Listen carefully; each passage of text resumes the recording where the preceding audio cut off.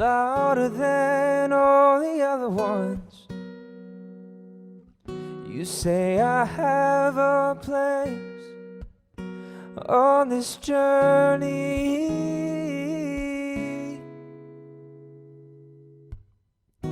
Lead us down your path,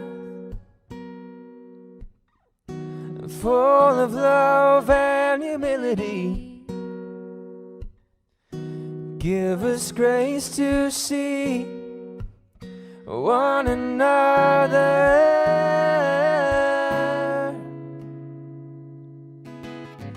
I'll never know who I am till I see my treasure.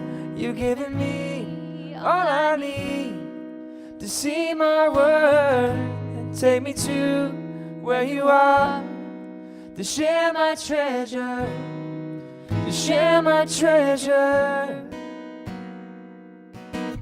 Providing everything, we belong to your family. We see your fullness as we walk as one. We are fully equipped. You give us each a gift. We see our different strengths as we move to your rhythm. I'll never know who I am till I see my treasure. You've given me all I need to see my worth. Take me to where you are, to share my treasure, to share my treasure. You're making new things out of old things. You're making new things out of old things. You're making new things out of old things. We give it away, give it away, give it away. You're making new things out of old things. You're making new things out of old things. You're making new things out of old things.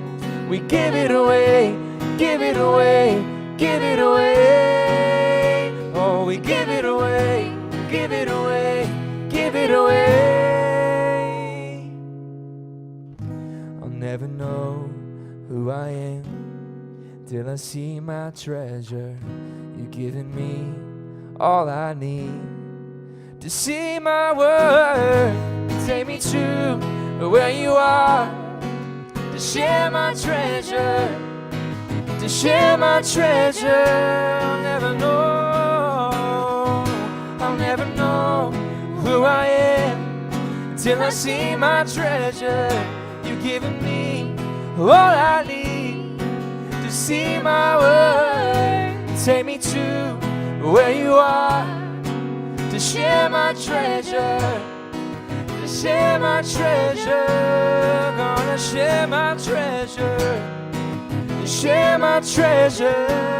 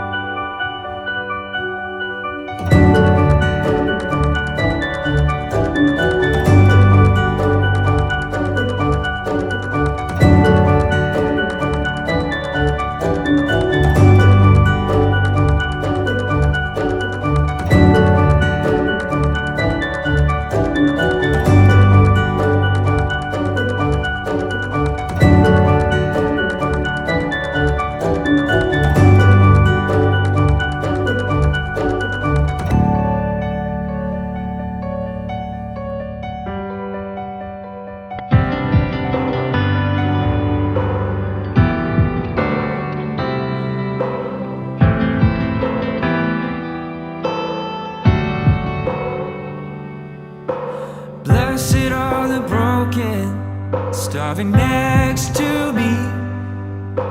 Come, my brother, and taste and see. If your heart is tired and your soul unknown, come, my sister, let's go home. There's room at the table. Ooh, room at the table for all. There's room at the table. Ooh, room at the table for all.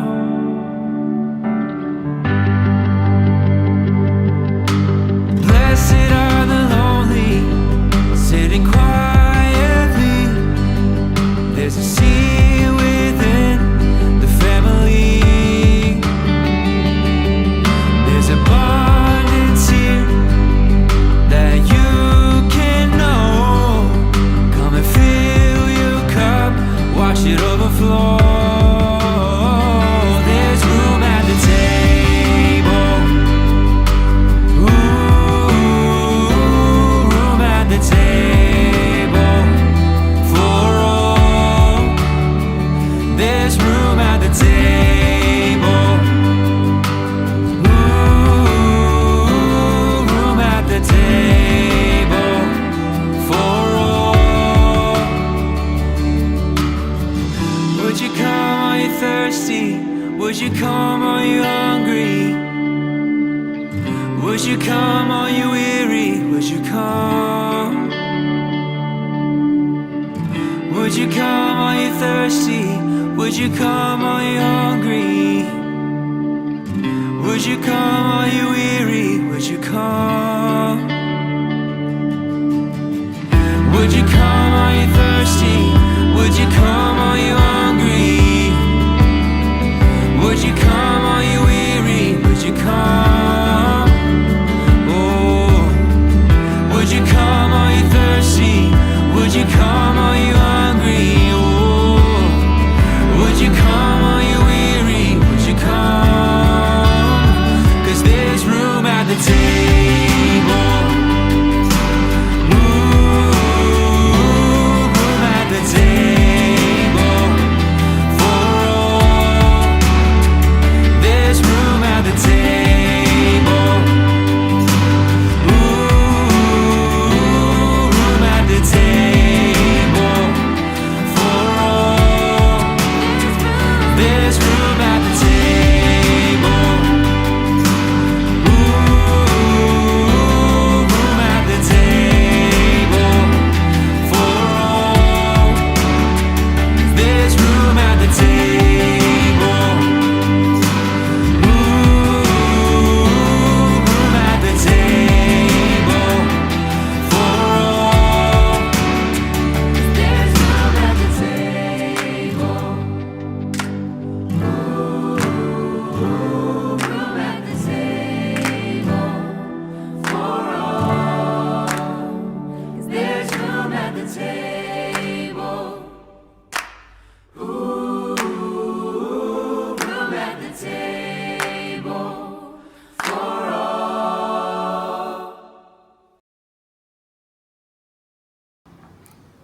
Hey, good morning, everyone. Thank you so much for joining us today for another week of New Life Christian Fellowship Online Edition. We're so glad that you could join us. I am Pastor Sion Edgerton. It's so great to have you with us today. I decided to start us off outside today on this beautiful California Sunday morning. There's nothing better than it. Our neighborhood is alive and well today, as you can probably hear in the background. And at some point today after service, I can tell you that we'll be taking some time to head out, take a walk, love on our neighbors, say hello to some people, socially distanced, obviously, but really just taking an opportunity to spread some love and some joy and to just love on people. And so I want to encourage you, whatever your day may look like, if there is space for it, I want to encourage you to maybe consider doing the same thing. What's a phone call that you could make? Maybe just taking a walk and saying hello to some neighbors neighbors. Maybe you know someone who is sheltering in place alone right now and might just need you to stop off and maybe drop off some toilet paper or a bouquet of flowers. Maybe even just come to the door for a conversation. But this is a time where we have so many opportunities right in front of us every day to love on people well, and I just want to encourage all of us to take advantage of those opportunities. I got to see an amazing woman named Jill Briscoe speak one time, and I was having a conversation with her afterwards, and she talked about the fact that your mission field is between your own 2 feet, that wherever you have been planted, that is your mission field. And so how are we living intentionally into that? How are we looking around us and saying, you know what, I have an opportunity right where I am living, right where my feet are planted today, to be light and to be joy and to share the good news. And so I just want to encourage you in that. You can probably hear the traffic going by too. We got some good background music for our welcome this morning, but so glad that you guys could join us. Do keep in mind to stay engaged in the chat box. I'm going to be in there chatting with you guys. Would love to say good morning to you personally. And then also I'm going to share a couple links there. One of them is for our online giving. So if you're already part of the New Life family and that's one of the ways that you partner with us, then you can access online giving through that link. And then the other is going to be the sign up for our mailing list. If you're not on it yet, we would love to get you on our mailing list. We'll send you an email every week that has some information about upcoming events, virtual of course, during the week, and just other opportunities to connect and engage. And so we would just love to get you on there. So check those links out when you get a chance. And of course, all this information can also be found on our website, new-life.org. So glad that you're with us today. We actually have a really special treat. Pastor Art's good friend Bob Ronglin is with us. He knows a number of the pastors that are on our preaching team, and he is here today just to share with us his own Jesus encounter and some of the incredible experiences that he has been privileged to have that allowed him to be in a place where he got to actually see historically, geographically, culturally, the story of Jesus unfold before his eyes. And he gets to share with us a little bit about how that experience allowed him to not just believe, but to know that he knows that what he believes is true. And so it's an amazing, incredible story. I cannot wait to share it with you guys. But before we do that, let's take a quick minute and just set the atmosphere and join together in a time of worship. Spirit of the living God, Spirit of the living God, we only want to hear your voice. We're hanging on every word. Spirit of the living God, Spirit of the living God, we want to know you more and more. We're hanging on every word, 'cause when you speak, when you move,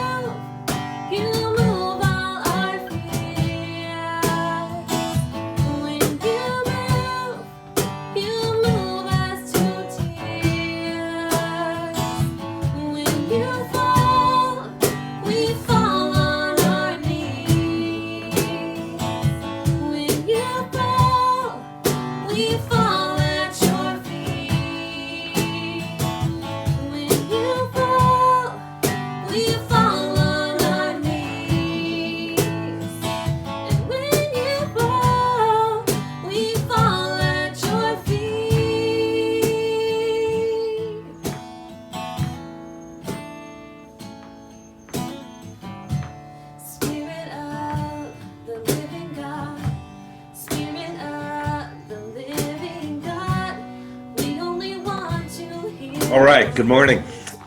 Morning. And this is me, Pastor Art, here at New Life, and I'm here with my good friend Bob Rongling. And I'll let you tell a little bit about yourself here in a minute, Bob. But today we're in a series talking about the power of story. And so one of the things that Bob is going to do is talk about his story and how his experience in what we call the Holy Land, in Jerusalem, in the place where Jesus lived and walked and invested in his first disciples, how that has impacted his story. But we're going to pick up here where we left off last week in John chapter 20. And if you remember, we had encountered Thomas, and John takes the liberty to tell Thomas's story. And right at the end of what's taken place is Jesus has met Thomas right where his fears and doubts were, and he says, reach here with your fingers in my hands and touch me and put your hand into my side, and do not be unbelieving, but be believing. And there's a sense of a state in being unbelieving, that's just the way I live. I live in a constant sense of doubt and unassurance. And what Jesus says to Thomas is, let's move from that state of unbelievingness that isn't serving your life to a state of believing. He says to him, my Lord and my God. And Jesus says to him, because you have seen me, have you believed? Blessed are they who did not see and yet believe. Well, there's a whole lot of things here that Thomas came to believe suddenly, and they're evidenced by his statement to Jesus, confessing and declaring that he is both Lord and God. But there's a blessing here for all of us, that we're not going to see Jesus in the same way that Thomas did. And yet, John is telling us that there's a blessing here for us, Bob, who have not yet seen and still believed. And I just wondered if you could pick us up from there and help us understand how this resurrection story is so important to our life, and how in your travels and in your experience in the Holy Land and the place where Jesus lived has fed into your story, and where the blessing is in your believing, in your, not just a mental, yeah, I think that's true, but actually putting the weight of your life on who Jesus is as both Lord and God. So there you go, Bob. Thanks, Art. It's a blessing to be with you guys. I apologize. Someone just started mowing grass outside the window, so forgive me if there's a little noise going on. But I grew up in a nominally Christian family. My dad was an airline pilot. He flew for Pan American, which meant we lived overseas when I was young, in Hong Kong and West Berlin. And so I grew up in a very cross-cultural kind of environment a lot.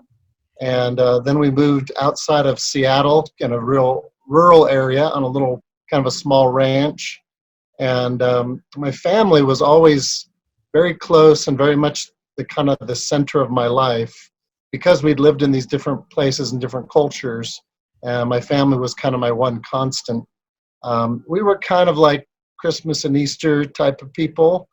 And I just assumed that a God existed, but I didn't really know him in any personal way. And I didn't have any real sense of who Jesus was, other than maybe what I heard occasionally at church. And it was in my early teens when my parents' marriage started to fall apart. And that really shook my world to the core, because they were pretty much the foundation of my life. And at that time, I was going through a confirmation class with my pastor, who was really engaging us with genuine questions of faith and really confronting us with a personal Jesus, that Jesus was personal and real, and that he was inviting us to know him in a real and personal way. And it was in the crisis of my feeling like my foundations were crumbling that I realized that Jesus being the revelation of God and being the true personification of genuine saving love, that was the foundation that I needed in my life. And so when I was about 15 or so, I went through a conversion experience, recognizing Jesus for who he was, his reality in my life, and putting my trust in him and receiving grace and love in a way that was really transforming. And I had a great youth group to be a part of, to kind of start to learn how to live that faith out. And so that's a little bit of my early faith story. But another piece of that is that because I had lived overseas and traveled a lot internationally, I had a very global perspective as a young person. And I had been to many different historical places that you think of in Europe or whatever, the big landmarks. And so when I started to read the Gospels and the Bible as a whole, it just seemed like the most natural thing in the world to me that I would go and visit the places where these things happened. Yeah. And I was very curious about that because I'd been to other historical places in the world. And so when I think I was 19, maybe I was 20, when I took my first trip over to Jerusalem and to Israel. And it was an amazing experience because it was connecting things that I had read and that I had chosen to put my faith in, to trust. But now I was seeing the concrete reality of the context and the setting for these kind of matters of faith, if you will. And it brought a confidence and a clarity to my faith that was truly empowering, and it was transforming in many ways.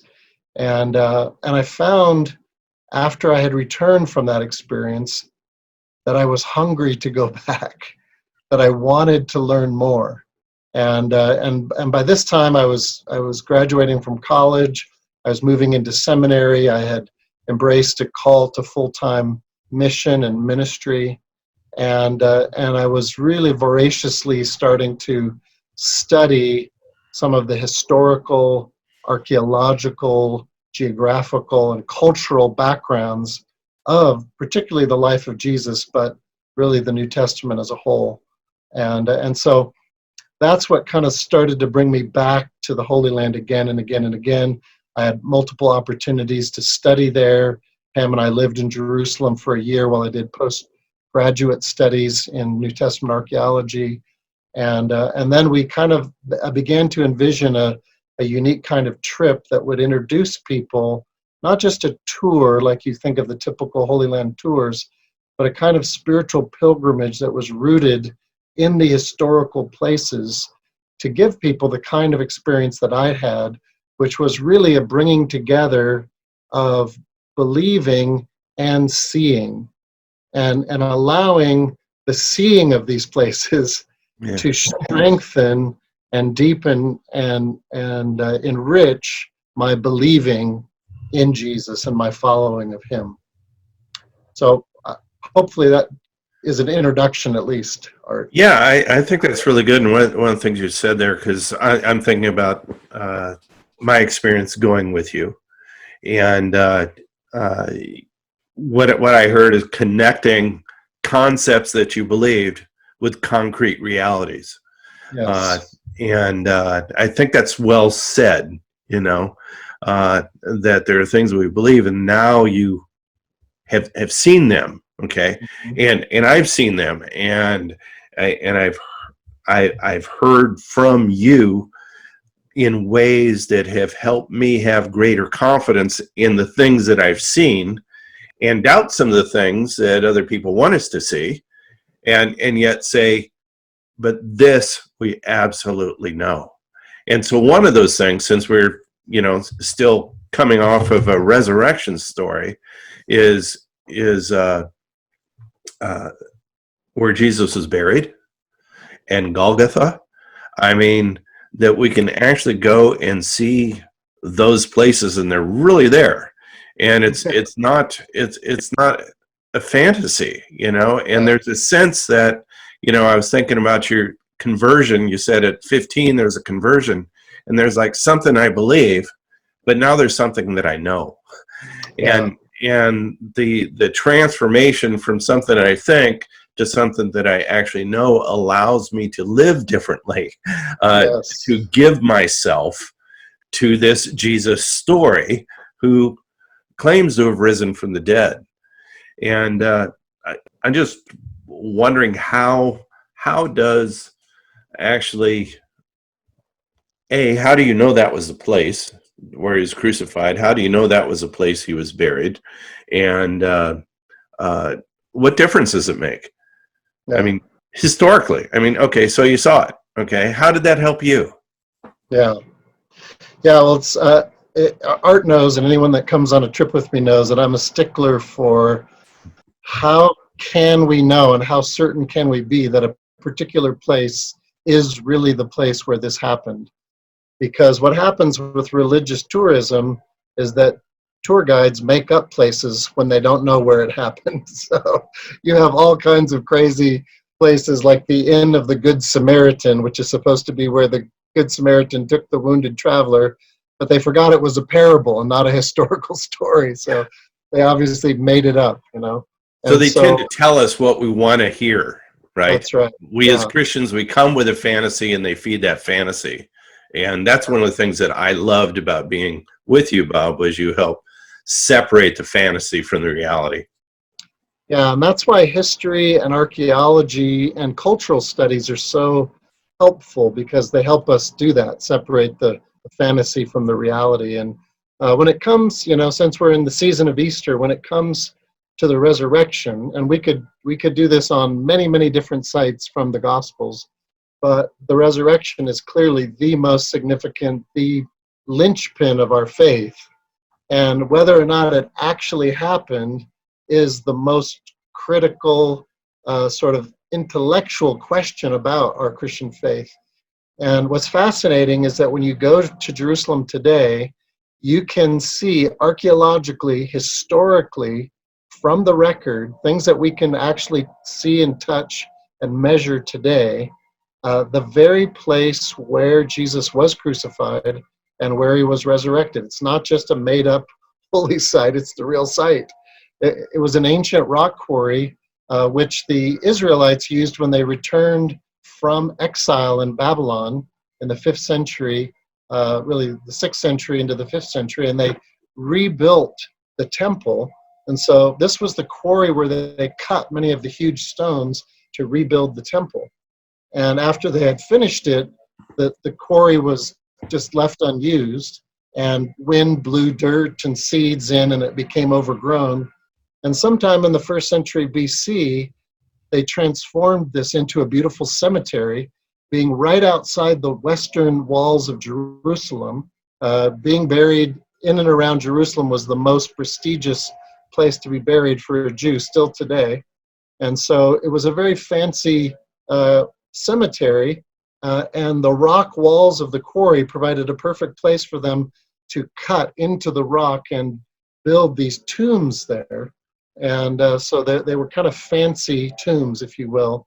And at least Joseph of Arimathea's tomb had a rolling stone, which is the most kind of expensive type of tomb. Of wealthy people or even kings would have those kinds of family tombs. Interestingly, though, there was one section of the rock quarry which was not suitable for building because the limestone was fissured and unstable. And so the workers, the builders, simply quarried around that area, and it left about a 20-foot high rocky outcropping right outside what they called the Ganath Gate, the Garden Gate, which was the gate in the wall of the city that led to the coast, to Joppa on the coast. So it was a place where there was traffic all the time. It was a very visible place. And the Romans chose that rock as their place of crucifixion. And it got the nickname Place of the Skull, Golgotha, probably because the limestone sort of looked skull-like. and also because it was where the Romans were crucifying criminals and bandits and revolutionaries. And so this, archaeologically, we know this to be the place where Jesus was crucified and where Joseph's tomb was, in which Jesus was temporarily buried. Right. And I could give you more of the history of the transmission of that tradition since the time, and why we know even from like the pagan ruler Hadrian identified this as a religious site within 100 years of Jesus' time, Mm-hmm. and it was enclosed within the walls of Jerusalem just a decade after Jesus was crucified and buried there. And that's why nobody would ever make this site up, because everybody knows Jesus was crucified outside the city walls. So I know we don't have time for all the details, but there are at least 10 pieces of evidence that point to this being the actual place of Jesus' death and resurrection. I think one of the things that's helpful for us, because when we say 100 years, it seems like, how can you know anything 100 years ago, you know? But I think one of the things that's important for us to remember is, especially in the Middle East, people aren't moving, you know, when they turn 18, leaving home and going across the country. They stay stationary for generation after generation. And I when I relate this story, I often talking about and visiting the birthplace of Babe Ruth. I mean, if Babe Ruth was born across the street, no matter what you do to that house, we're going to know. And how much more in the Middle East where they're not moving, you know? Yeah. And this, it's not like they have 24/7 news. That was news. That's what makes us famous. That's what we know. That's where we live. You know, there's a lot of certainty about that. Can you give us a little picture, Bob, of, you know, because I often think about the things, and I've been on this trip with you twice, and still I go, is that real? Was it really like that? And because it's actually just so easy, you know. When I think about Golgotha and then the tomb, I figure, you know, it's across town. Give us a little proximity on this tomb and the crucifixion, because you mentioned it's like, hey, there's a cemetery here, and this is where we kill people. So yeah. Can you put that in? I mean, Sure. Can you actually go see the place? Well, what's interesting is you guys have been focusing on the Gospel of John, which is fantastic. And of all the Gospel writers, John is the one who knows Jerusalem the best. And he gives the most details, and they're very accurate, about the details of Jerusalem. And so he's the one who tells us that it was outside the Ganath gate, this western gate in the city wall. He tells us that the tomb was nearby the place where Jesus was crucified. He tells us the tomb was in a garden, which is this kind of picture of the rock quarry that's been transformed into a cemetery. And so it's just interesting. He just picks up on these little details, which you read the gospel, 10 times and not notice. But once you've been there, suddenly it jumps out to you. Oh yeah, Golgotha is within, less than 50 yards of the tomb of Joseph. It's just right over there. You can see. That's what blew me away. It was like, wait, right there? I mean, I can stand at Golgotha and see it, and you can walk over there. Exactly.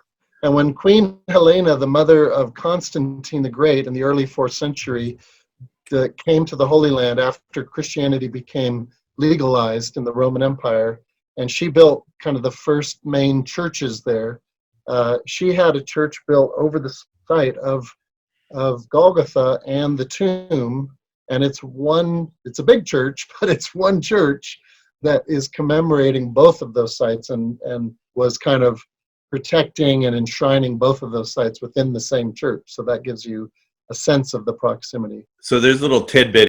Hadrian. It was Hadrian? In 135, at the end of the Second Jewish Revolt. So that's what I meant by like about 100 years after Jesus' death and resurrection. The Emperor Hadrian came in, he put down the Second Jewish Revolt, and to demonstrate Rome's kind of authority and that they have conquered, They destroyed the temple had already been destroyed. They left that in ruins, and they built religious sites, pagan religious sites, over all the Jewish religious sites. So they put a pagan temple and idol up on the Temple Mount. But interestingly, they filled in that rock quarry, which was not a simple task. They filled it in to make it a level platform. They built a big platform over it, and directly over where the tomb was, underneath that, they built a temple to Aphrodite, or Venus, the goddess of sexual love. So it was very much a way of saying, number one, it was identifying this has become a religious site from the point of view of the Romans. They know it. People are worshiping there every Sunday. The early Christians, that's why we worship on Sundays, is because the early followers of Jesus in Jerusalem would come to the tomb on Sunday morning before they went to work or whatever, and at sunrise they'd celebrate the resurrection. It was like Easter every Sunday, right? Yeah, yeah. And that was so clear that the Romans decided they needed to obliterate that and build a pagan temple over it. And so when Queen Helena came and she asked the local Christian community, hey, where was Jesus, crucified and resurrected? They pointed to a place inside the walls, which you would never just pick that. And they said, you see the ruins of this pagan temple? Underneath that is the cemetery and is the tomb in the Rock of Golgotha. Sure enough, they cleared it all away, and that's exactly what they found. So just recapping that, the interesting thing is Hadrian comes in and says, we're going to eliminate any memory. You guys keep coming here and worshiping. We're going to make this so nobody remembers and knows where Jesus was buried. And they put a marker on it where we would know for all time and not forget about it. That's awesome. And because it's the enemies of Jesus that are doing it, that's what makes it so credible. It's not like some Christian is making it up. It's like the enemies of Jesus are telling us this is where he was buried. Okay, so I get excited about this. I love this stuff.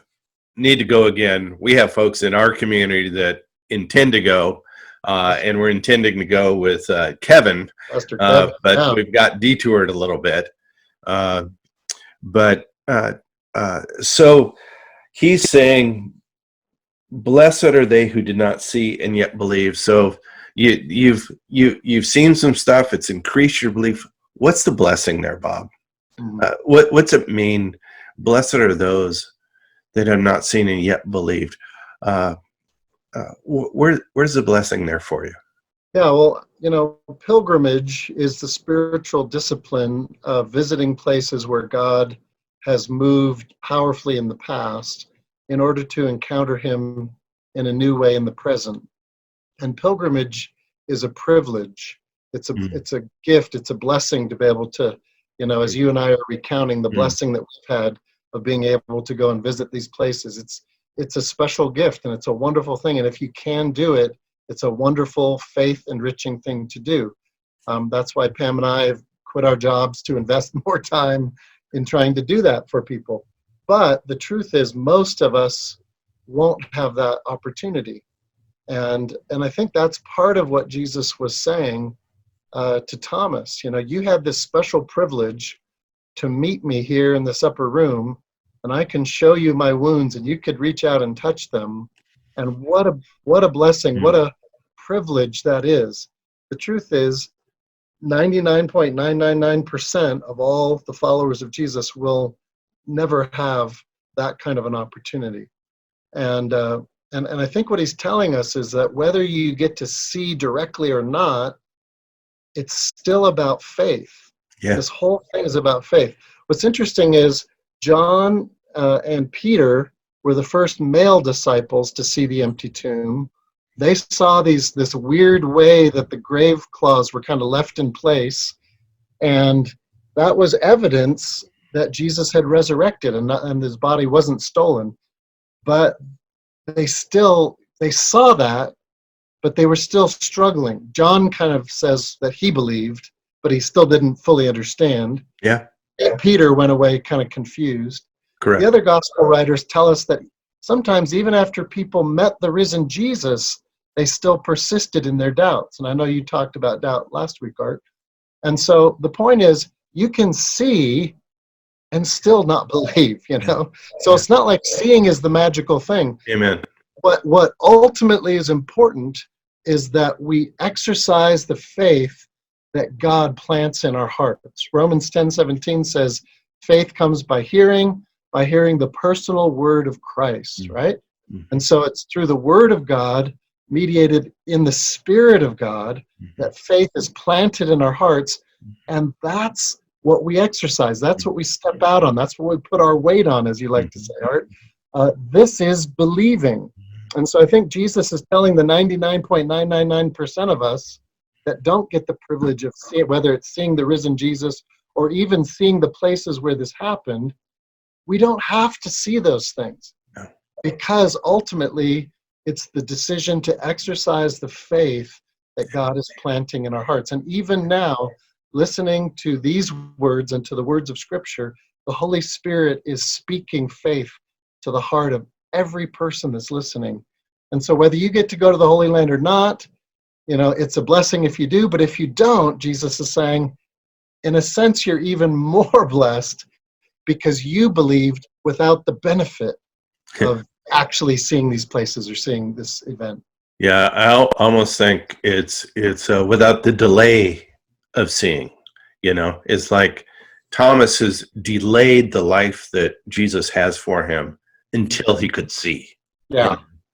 And when I think the way we think about blessing, I don't know that we know what that means, but there's a sense that Jesus is saying, blessed are you or blessed are they. What's it mean that we're blessed? It means there's a sense of happiness, there's a sense of peace, there's a sense of relief, there's a sense of a life. And what Thomas has done is he has fallen on his knees and said, my Lord and my God. And he would never, as a Jew, wouldn't say that, I mean, this is profound. Thomas is kind of saying, you are so much more than I ever imagined.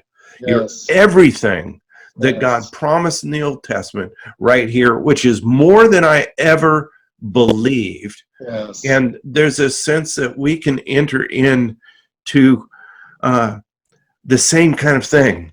When I, by faith, say, I'm putting the weight of my life on who you are as Lord and God. And that's exactly what Thomas does. Tradition tells us that he is transformed and he goes all in. And when you go all in, you experience a blessing. It's sort of like standing on the side of the pool and being afraid to get in because it's going to be cold, maybe, or whatever it is. And you finally jump in. Yes. Now you got the blessing of That's believing that it's good. That's right. That's what we can all receive. And so anyway, let me just wrap this up here. I think this is that we just want to suggest to you that Jesus is who he says he is. And maybe there's something that you're holding on to, like Thomas. I'm not going to believe until this, or there's an objection. I think if you will speak those out, just the way Thomas does, to his friends, God hears that. If you will speak that to God, I'm not going all in until. Speak that out. I believe that God will meet you in that very place of your doubt, of your fear, and your trepidation, and wants to invite you into the freedom of life in the Son of God. So anyway, thank you, Bob. We're going to come back again with Bob for our next week and pick up and go a little bit further. If we were here in person, I'd have you all say thank you, Bob. Okay, and I am proud to have Bob as a friend and share him with my friends and family. So God bless. It's a blessing, privilege to be with you. Thanks a lot. All right. Thank you so much for being with us today. That message really inspired me. I have not yet had a chance to personally meet Bob, but I am so grateful that he would give his time and share his wisdom and his story and his experience with us. I was particularly touched by his discussion of Thomas and the whole encounter with Jesus and Thomas, and it really gave me a fresh lens to understand that point in scripture where Jesus says to him, hey, blessed are you because you have seen, but even more so those who have not seen and still believed. And just the perspective that Bob was able to put it in, that it is a great privilege for those who get to travel to the Holy Land and see Jerusalem, and for those who actually got to walk and talk with Jesus. But it's a privilege that most of us won't get to have. And so what an even greater blessing for those of us who are living out, actively experiencing our faith every day without ever actually seeing it with our own eyes. That just blew my mind a little bit, and I'm going to be chewing on that for a while. It was really, really beautiful. And so we just want to say thank you so much to Bob and of course to Art for being with us and for sharing with us today. We're going to post those links in the chat box again, so if you're interested in signing up for our newsletter, if you haven't done that yet, or if you want to learn more about online giving, both of those links will be in the chat box. We are so glad that you are with us today. We're praying for all of you. Of course, you can always reach out to us via our website. If there's any specific prayer requests or needs that you may have in this time, just know that we are all standing in this together, and it truly is our heart to continue to be a community and to be there for one another, to pray for one another, to love one another, to meet one another's needs, because that is truly how we will get to see Jesus at work in the world. And so thank you so much for being here today. We love you all so much, and we'll see you right back here again next week at 10 a.m. Have a great week. I see